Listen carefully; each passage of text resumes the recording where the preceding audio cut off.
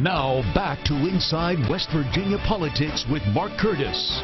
And welcome back to Inside West Virginia Politics. We're discussing a whole host of issues today. I'm joined right now by Democratic Senator from Kanawha County, Corey Palumbo. He is also the Minority Whip in the State Senate. Good to see you, Senator. Thank you for having me, Mark. Let's talk about we opened our show talking about the budget numbers today with the governor saying we have a surplus somewhere in the range of $28 million. That hasn't happened in a long time in this state, has it? No, it's been several years, and it's certainly good news that we have a surplus as opposed to a deficit, which we've been running, the last several years.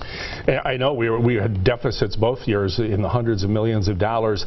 Is this a sign in your mind that West Virginia is bouncing back economically, or are you troubled by some of the cuts you guys have had to make over the last few years that you couldn't, backfill and reinstate? Well, I think a little bit of both. I mean, we've certainly made cuts over the last few years that have been, fairly deep in certain areas, but also I think we've ridden the upturn in the energy markets, which are nothing that we necessarily do anything to cause. It's just we're the beneficiary of it.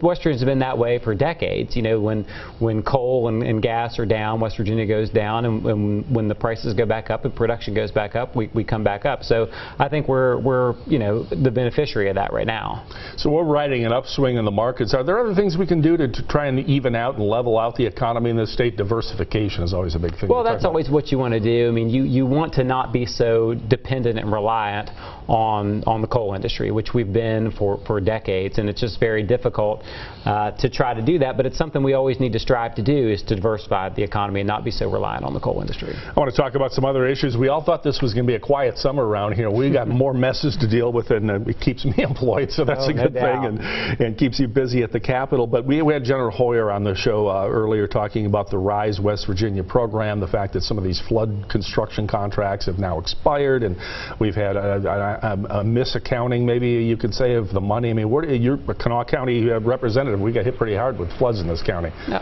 Oh, and what a disaster this has been as far as the handling of the federal money. $150 million that was supposed to go into the hands of people who lost their homes.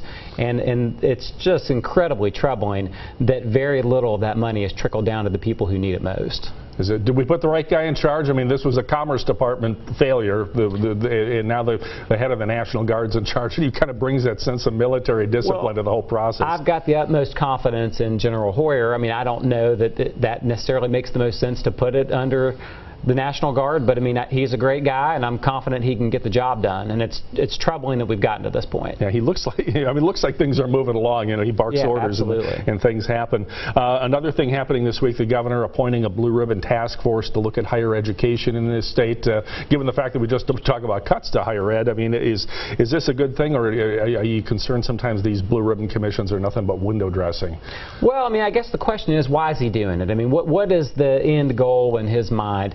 Is he wanting to, I mean, we can always improve higher ed. We want to get more people into college. We want to get more people graduating from college. We want to enhance the colleges that we have right now. Is he doing this to just enhance what we currently have? Is he looking to eliminate some of them? Is he looking to put some of them under WVU and Marshall?